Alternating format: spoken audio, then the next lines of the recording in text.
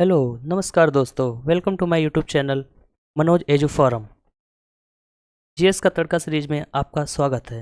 इसमें हम विगत वर्षों में आयोजित विभिन्न प्रतियोगी परीक्षाओं में पूछे गए टॉप 50 लल्लन टॉप महत्वपूर्ण प्रश्नों को हल करेंगे। यदि आप इस चैनल पर नए हैं तो चैनल को सब्सक्राइब व बेल आइकन बटन पर क्लिक करना ना भूलें, जिससे आपको आने वाले अगले वीडियो का नोटिफिकेशन मिल सके। तो चलो शुरू करते हैं। आज का पहला क्वेश्चन, निम्नलिखित में से किसने लॉर्ड वेलेस्ली के साथ सहायक संधि पर हस्ताक्षर किए थे? ऑप्शन ए है हैदराबाद का निजाम, सेकंड अवध का नवाब, थर्ड मैसूर का राजा, फोर्थ बंगाल का नवाब। इसका करेक्ट आंसर सी है, हैदराबाद का निजाम, अवध के नवाब, बंगाल के नवाब। हैदराबाद के निजाम ने लॉर्ड वेलेस्ली के साथ सहायक संधि 1798 में किया था। अवध के नवाब ने 1801 में, बंगाल के नवाब ने 1799 में। इसका करेक्ट आंसर सी 1, 2 एंड 4। चलते हैं नेक्स्ट क्वेश्चन की ओर। भारतीय कृषि अनुसंधान परिषद के अनुसार भारत में कितने प्रकार की मिट्टियाँ पाई जाती हैं? भारतीय कृषि अनुसंधान परिषद के अनुसार भारत में कितने प्रकार की मिट्टियाँ पाई जाती हैं? Option A 4, option B 5, option C 6, option D 8। तो इसका करेक्ट आंसर ऑप्शन डी है। भारतीय कृषि अनुसंधान परिषद के अनुसार भारत में 8 प्रकार की मिट्टियाँ पाई जाती हैं। चलते हैं नेक्स्ट क्वेश्चन की ओर। भारत की सर्वाधिक महत्वपूर्ण मिट्टी कौन सी है? भारत की सर्वाधिक महत्वपूर्ण मिट्टी कौन सी है? ऑप्शन ए लाल, ऑप्शन बी काली, ऑप्शन सी जलोढ़, ऑप्शन डी लैटराइट। इस प्रश्न का करेक्ट आंसर जलोढ़ है। भारत की सर्वाधिक महत्वपूर्ण मिट्टी जलोढ़ है। ये उत्तर भारतीय क्षेत्र में पाई जाती हैं, जैसे कि हरियाणा, पंजाब, राजस्थान, उत्तर प्रदेश, बिहार, झारखंड एट्सेट्रा। चलते हैं नेक्स्ट क्वेश्चन की ओर। भारत के सर्वाधिक क्षेत्र पर किस प्रकार की मिट्टी का विस्तार पाया जाता है? भारत के सर्वाधिक क्षेत्र पर किस प्रकार की मिट्टी का विस्तार पाया जाता है? ऑप्शन ए है जलोढ़, ऑप्शन बी है काली, ऑप्शन सी है लाल, ऑप्शन डी है लैटराइट। तो इस प्रश्न का करेक्ट आंसर ए है, भारत के सर्वाधिक क्षेत्र पर जलोढ़ मिट्टी का विस्तार पाया जाता है। ये मिट्टी गेहूं, चावल आदि फसलों के लिए बहुत ही लाभदायक होती हैं।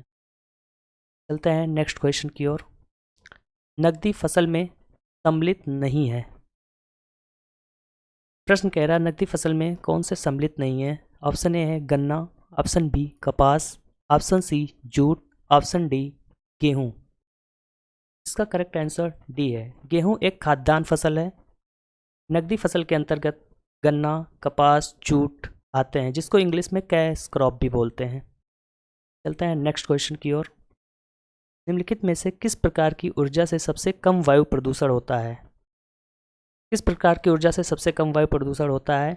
ऑप्शन ए है तापीय ऊर्जा, ऑप्शन बी जलीय ऊर्जा, ऑप्शन सी नाभिकीय ऊर्जा, ऑप्शन डी सौर ऊर्जा। इस प्रश्न का करेक्ट आंसर सौर ऊर्जा है, जिसको इंग्लिश में सोलर एनर्जी बोलते हैं। सौर ऊर्जा से सबसे कम वायु प्रदूषण होता है। चलते हैं नेक्स्ट क्वेश्चन की ओर। भारत में ऊर्जा का मुख्य स्रोत क्या है? भारत में ऊर्जा का मुख्य स्रोत क्या है? ऑप्शन ए है आणविक, ऑप्शन बी तापीय, ऑप्शन सी जल विद्युत, ऑप्शन डी सौर ऊर्जा। भारत में ऊर्जा का मुख्य स्रोत तापीय ऊर्जा है। इसका करेक्ट आंसर ऑप्शन बी है। तापीय ऊर्जा थर्मल पावर स्टेशन जो होती हैं, वहाँ पे कोयले का उपयोग ज़्यादा होता है। भारत में ऊर्जा का मुख्य स्रोत कोयला है, जिसके माध्यम से विद्युत उत्पादन होता है। चलते हैं नेक्स्ट क्वेश्चन की ओर। भारत के निम्नलिखित उद्योगों में से किस उद्योग में सार्वजनिक क्षेत्र में सबसे अधिक पूंजी निवेश हुआ है? क्वेश्चन पूछ रहा है किस उद्योग में भारत में सबसे ज़्यादा पूंजी निवेश हुआ है, यानी किस उद्योग में सबसे ज़्यादा पैसे लगाए गए हैं। तो इसका ऑप्शन देखते हैं। ऑप्शन ए उर्वरक उद्योग, ऑप्शन बी लौह इस्पात उद्योग, ऑप्शन सी दवा व रसायन उद्योग, ऑप्शन डी रंग रोगन उद्योग। इस प्रश्न का करेक्ट आंसर लौह इस्पात उद्योग है। स्टील, आयरन स्टील इंडस्ट्री, इसमें ये सार्वजनिक क्षेत्र का उपक्रम है जिसमें सबसे अधिक पूंजी निवेश किया गया है। इस प्रश्न का आंसर बी होगा, लौह इस्पात उद्योग। चलते हैं नेक्स्ट क्वेश्चन की ओर। पानियान और इरुला जनजातियां किस राज्य में निवास करती हैं? पानियान और इरुला नामक जनजातियां हैं, किस राज्य में निवास करती हैं? तो ऑप्शन है, option A Andhra Pradesh, option B Tamil Nadu, option C Kerala, option D Maharashtra. इस प्रश्न का करेक्ट आंसर केरल है। पानियान और इरुला नामक जनजातियां केरल राज्य में निवास करती हैं। चलते हैं नेक्स्ट क्वेश्चन की ओर। लेप्चा तथा भूटिया जनजातियां का निवास क्षेत्र कहाँ है? लेप्चा तथा भूटिया जनजातियां किस राज्य में पाई जाती हैं? ऑप्शन है A Sikkim, option B Orissa, option C Meghalaya, option D Mizoram. Lepcha तथा भूटिया जनजातियों का निवास क्षेत्र कौन सा है? इसका करेक्ट आंसर सिक्किम है। लेप्चा तथा भूटिया जनजातियां सिक्किम राज्य क्षेत्र में निवास करती हैं। चलते हैं नेक्स्ट क्वेश्चन की ओर। निम्नलिखित केंद्र शासित प्रदेशों में से ओंजो जनजाति के लोग किस में रहते हैं? किस केंद्र शासित प्रदेश में ओंजो जनजाति के लोग पाए जाते हैं? इसका ऑप्शन है अंडमान एंड निकोबार द्वीप समूह, ऑप्शन बी है दादरा और नागर हवेली, ऑप्शन सी दमन और दीव, ऑप्शन डी लक्षद्वीप। ओंजो नामक जनजातियां अंडमान और निकोबार द्वीप समूह में पाई जाती हैं। इसका करेक्ट आंसर ऑप्शन ए है। ओंजो नामक जनजातियां अंडमान और निकोबार द्वीप समूह में पाई जाती हैं। चलते हैं नेक्स्ट क्वेश्चन की ओर। भारत में पहली बार जनगणना कब हुई थी? भारत में सर्वप्रथम जनगणना कब हुई थी? इसका ऑप्शन ए है 1861, ऑप्शन बी 1872 ईस्वी, ऑप्शन सी 1881, ऑप्शन डी 1882। इस प्रश्न का करेक्ट आंसर 1872 है। भारत में पहली बार जनगणना 1872 में प्रारंभ हुई थी। उस समय गवर्नर जनरल लॉर्ड मेयो थे। लॉर्ड मेयो को भारत की पहली जनगणना कराए जाने का श्रेय जाता है। नेक्स्ट ऑप्शन, भारत में जनगणना का क्रमवार आकलन कब से प्रति 10 वर्ष के अंतराल में किया जा रहा है? इस प्रश्न में पूछा गया है कि जनगणना कब से प्रत्येक 10 वर्ष में आयोजित किया जा रहा है। तो option A 1872, option B 1881, option C 1891, option D 1901। इस प्रश्न का करेक्ट आंसर ऑप्शन बी है 1881। 1881 से नियमित 10 वर्ष अंतराल में जनसंख्या जनगणना कराई जा रही है भारत में। चलते हैं नेक्स्ट क्वेश्चन की ओर। निम्नलिखित में से कौन सा शहर गंगा नदी के तट पर स्थित नहीं? वह कौन सा शहर है जो गंगा नदी के तट पर स्थित नहीं है? ऑप्शन को देखते हैं। Option A Kanpur, option B Patna, option C Varanasi, option D Delhi. इस प्रश्न का करेक्ट आंसर दिल्ली है। दिल्ली यमुना नदी के तट पर स्थित है, ना कि गंगा नदी के। कानपुर, पटना, वाराणसी आदि शहर गंगा नदी के तट पर स्थित हैं। इस प्रश्न का आंसर डी है, दिल्ली गंगा नदी के तट पर ना स्थित होकर यमुना नदी के तट पर स्थित है। चलते हैं नेक्स्ट क्वेश्चन की ओर। भारत का सबसे पुराना राष्ट्रीय पार्क कौन सा है? भारत का सबसे पुराना राष्ट्रीय पार्क कौन सा है? Option A Kaziranga national park, option B Hemis राष्ट्रीय पार्क, ऑप्शन सी राजाजी राष्ट्रीय उद्यान, ऑप्शन डी जिम कॉर्बेट राष्ट्रीय पार्क। तो भारत का सबसे पुराना राष्ट्रीय park Jim Corbett national park है। इसका करेक्ट आंसर ऑप्शन डी है, जिम कॉर्बेट राष्ट्रीय पार्क। चलते हैं नेक्स्ट क्वेश्चन की ओर। वह राज्य जहां सुल्तानपुर पक्षी विहार स्थित है, सुल्तानपुर पक्षी विहार किस राज्य में स्थित है? चेक करते हैं। Option A Chandigarh, option B Bharatpur, option C Gurgaon, option D Gandhinagar. Sultanpur पक्षी विहार ऑप्शन सी गुड़गांव में स्थित है। चलते हैं नेक्स्ट क्वेश्चन की ओर। गुड़गांव हरियाणा स्टेट में पड़ता है। इस प्रकार के इस प्रश्न का उत्तर हरियाणा भी हो सकता है, बट एग्जैक्ट लोकेशन अगर जो पूछता है तो सुल्तानपुर पक्षी विहार गुड़गांव जो कि हरियाणा में स्थित है। चलते हैं नेक्स्ट क्वेश्चन की ओर। सर्वप्रथम इंडिया शब्द का प्रयोग भारत के लिए किस भाषा में किया गया है? इस प्रश्न में पूछा गया है इंडिया शब्द का प्रयोग किस भाषा में सबसे प्रथम बार प्रयोग किया गया है? तो option A Urdu, option B Greek, option C Farsi, option D Arabi. इस प्रश्न का करेक्ट आंसर ऑप्शन बी है, ग्रीक। सर्वप्रथम इंडिया शब्द का प्रयोग ग्रीक भाषा में किया गया था। चलते हैं नेक्स्ट क्वेश्चन की ओर। भारत की मुख्य भूमि की दक्षिणी सीमा है। भारत की मुख्य भूमि की दक्षिणी सीमा का अक्षांश क्या है?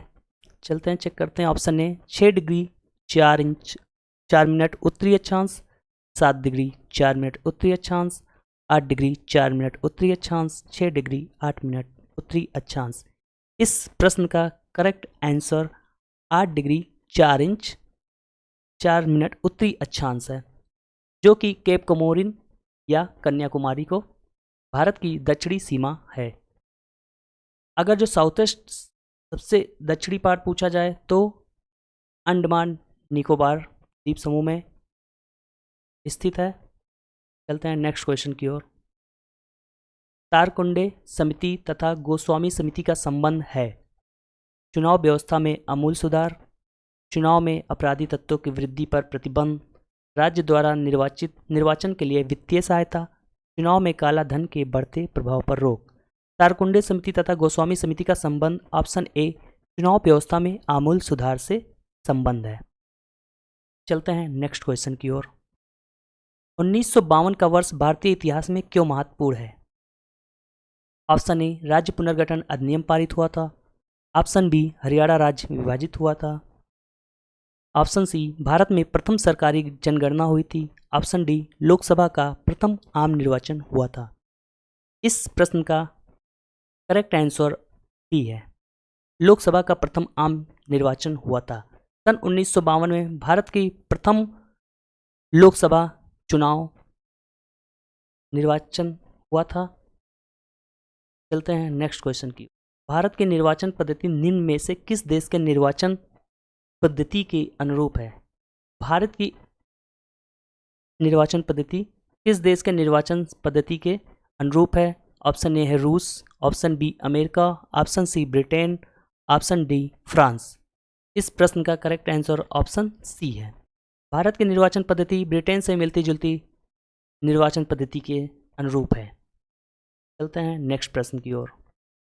भारत के संविधान के अंतर्गत कितने प्रकार की आपातकालीन व्यवस्थाओं पर विचार किया जा सकता है?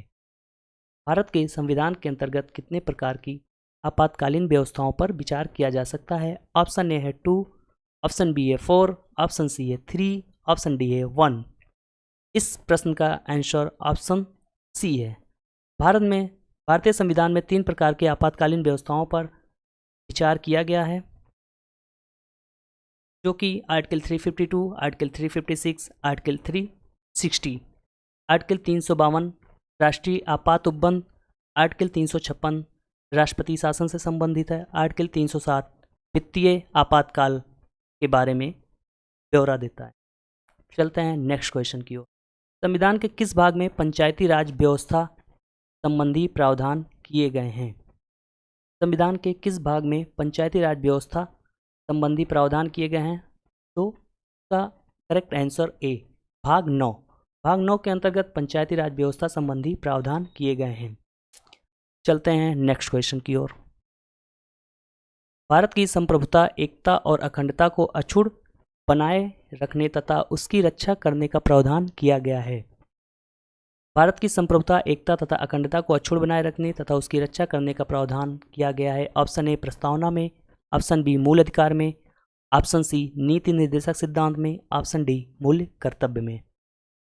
तो भारत की संप्रभुता, एकता तथा अखंडता को अक्षुण्ण बनाए रखने का प्रावधान प्रस्तावना में किया गया है। इस प्रश्न का करेक्ट आंसर ए है। चलते हैं नेक्स्ट क्वेश्चन की ओर। भारत के लिए संविधान सभा की रचना हेतु संविधान सभा का विचार निम्न में से सबसे पहले किसने प्रस्तुत किया था?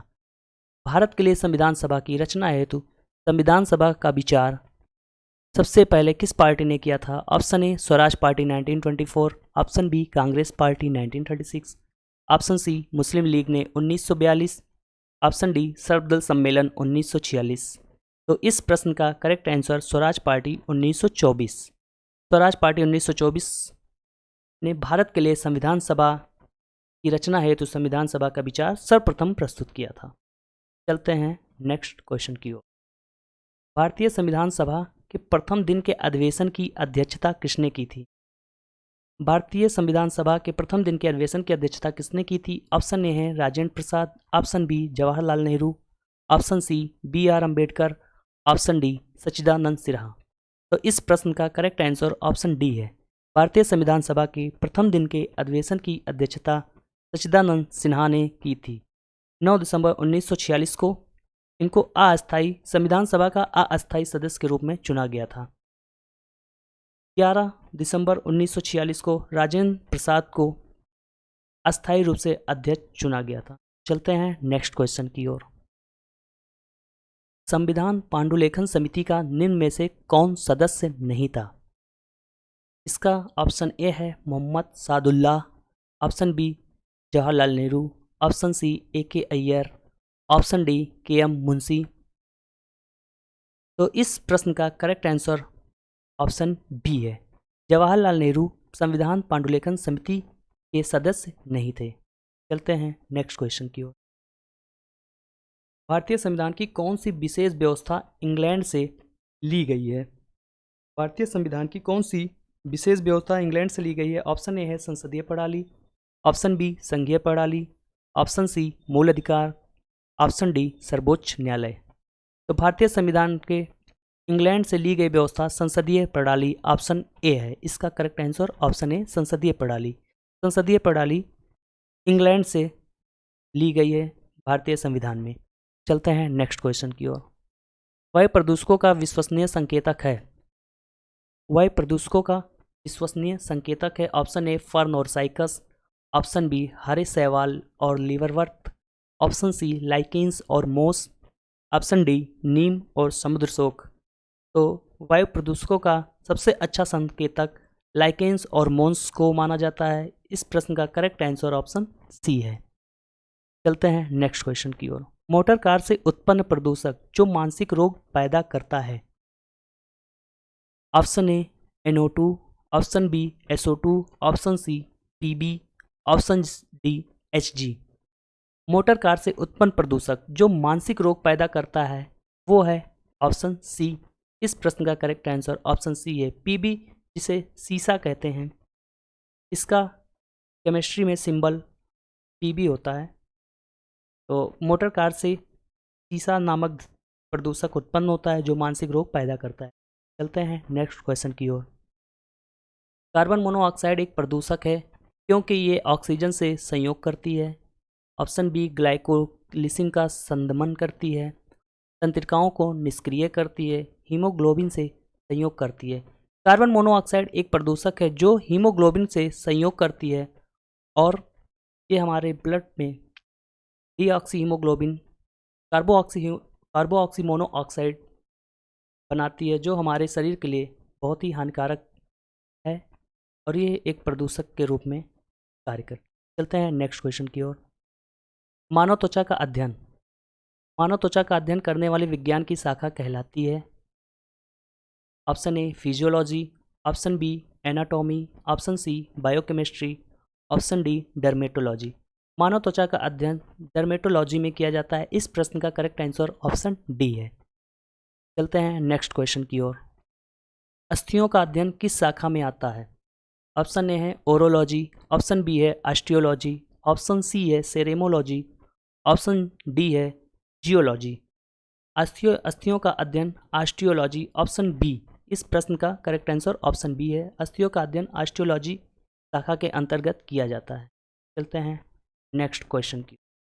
भोजन का अनिवार्य अव्यय है। Option A glucose, option B protein, option C carbohydrate, option D cellulose.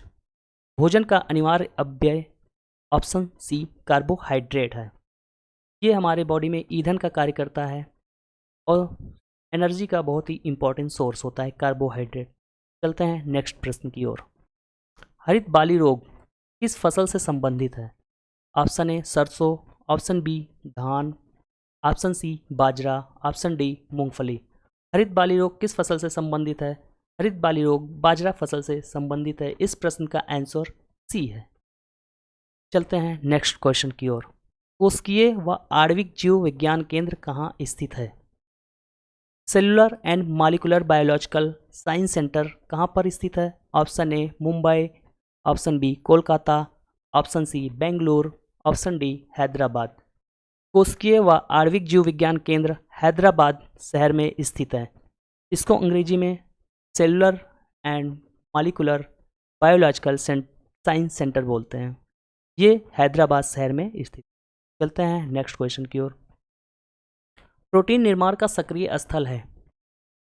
Option A lysosome, option B ribosome, option C mitochondria, option D Golgi काय। प्रोटीन निर्माण का सक्रिय स्थल ऑप्शन बी राइबोसोम में होता है। प्रोटीन का निर्माण राइबोसोम में होता है। माइटोकॉन्ड्रिया को powerhouse of the cell बोलते हैं। चलते हैं नेक्स्ट प्रश्न की ओर। औद्योगिक क्रांति सर्वप्रथम किस देश में हुई थी? Option A Germany, option B France, option C संयुक्त राष्ट्र अमेरिका, ऑप्शन डी इंग्लैंड। औद्योगिक क्रांति यानी इंडस्ट्रियल रिवोल्यूशन सर्वप्रथम इंग्लैंड में, ऑप्शन डी। इस प्रश्न का उत्तर इंग्लैंड है। इंग्लैंड में सर्वप्रथम औद्योगिक क्रांति हुई थी। चलते हैं नेक्स्ट क्वेश्चन की ओर। भारत की प्रथम औद्योगिक नीति, भारत की प्रथम औद्योगिक नीति की घोषणा कब की गई थी?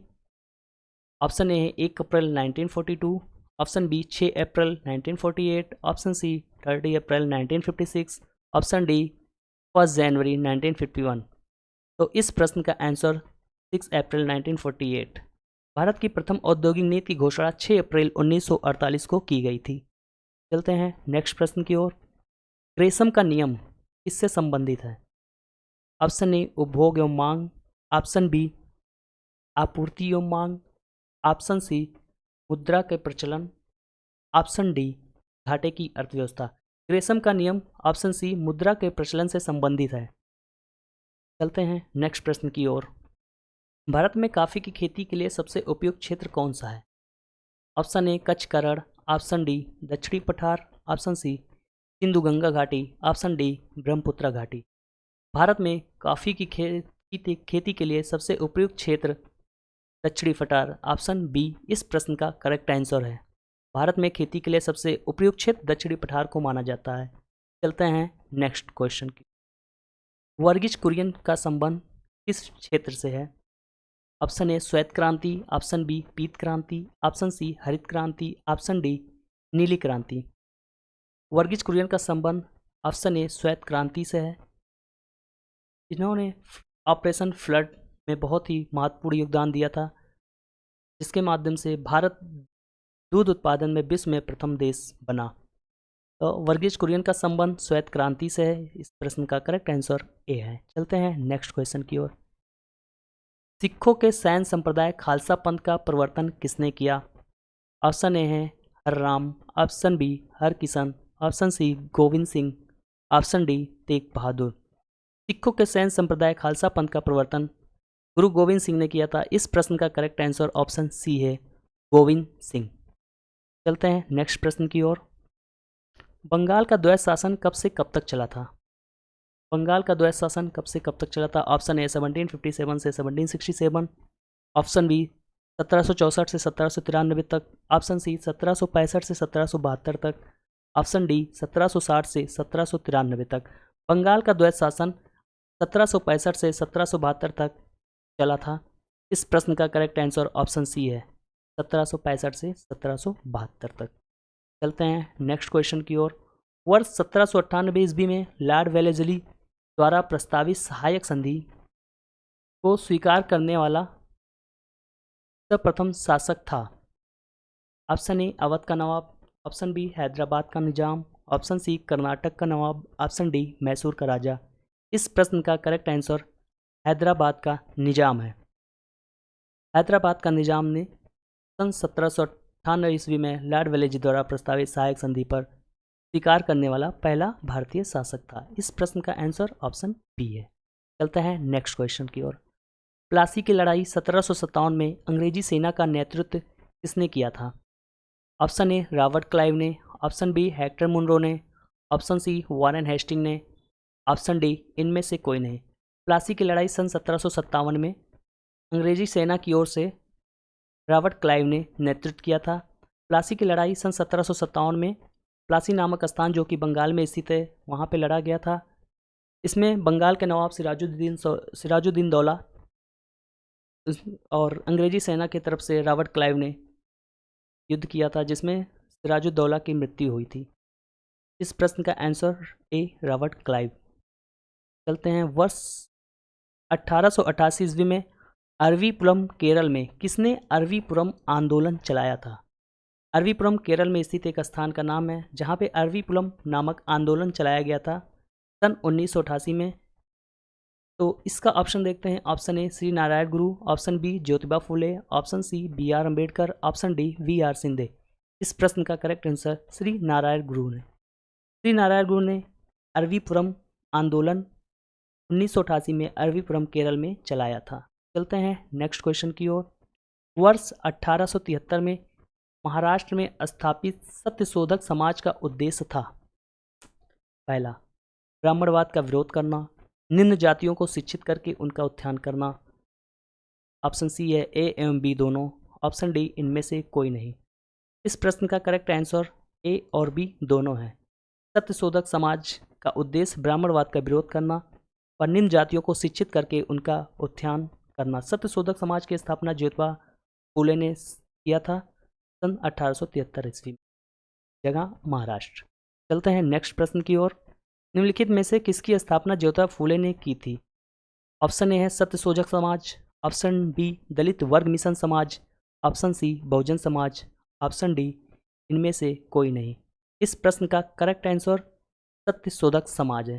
ज्योतिबा फुले ने सत्यशोधक समाज की स्थापना की थी।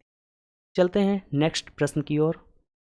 वह पहला भारतीय सिपाही कौन था जिसने चर्बी वाले कारतूस का प्रयोग करने से इनकार कर दिया था? ऑप्शन ए है Mangal Pandey, option B Shivram, option C Hardev, option D Abdul Rahim. तो पहला भारतीय सिपाही मंगल पांडे ऑप्शन ए था, जिन्होंने चर्बी वाले कारतूस का प्रयोग करने से इनकार कर दिया था। इस प्रश्न का करेक्ट आंसर ए है मंगल पांडे। चलते हैं नेक्स्ट प्रश्न की ओर। 1857 के विद्रोह का तात्कालिक कारण था। 1857 के विद्रोह का तात्कालिक कारण ऑप्शन ए चर्बी वाले कारतूसों का प्रयोग आरंभ करना, ऑप्शन बी डलहौजी का जब्ती का सिद्धांत, ऑप्शन सी ब्रिटिश सैनिकों एवं भारतीय सैनिकों के वेतन में भारी अंतर, ऑप्शन डी भारतीयों को ईसाई धर्म में परिवर्तित करने का प्रयास। तो सर्वप्रथम इसमें तात्कालिक कारण पूछा है कि 1857 के विद्रोह का तात्कालिक कारण था, तो इसमें सबसे तात्कालिक कारण ऑप्शन ए चर्बी वाले कारतूसों का प्रयोग आरंभ करना का सर्वप्रथम तात्कालिक कारण था। चलते हैं, तो यहीं पे हमारा ये 50 प्रश्नों की श्रृंखला समाप्त होती है और आशा करते हैं कि हमारा ये श्रृंखला जीएस का तड़का आपके एग्ज़ाम के पॉइंट ऑफ व्यू से देखा जाए बहुत ही फ़ायदेमंद होगा। तो मिलते हैं अगले वीडियो में, तब तक आप हमारे चैनल पे अगले वीडियो का इंतज़ार करें। जय हिंद, जय भारत, धन्यवाद। और चैनल को सब्सक्राइब और लाइक करना ना भूलें। Thank you.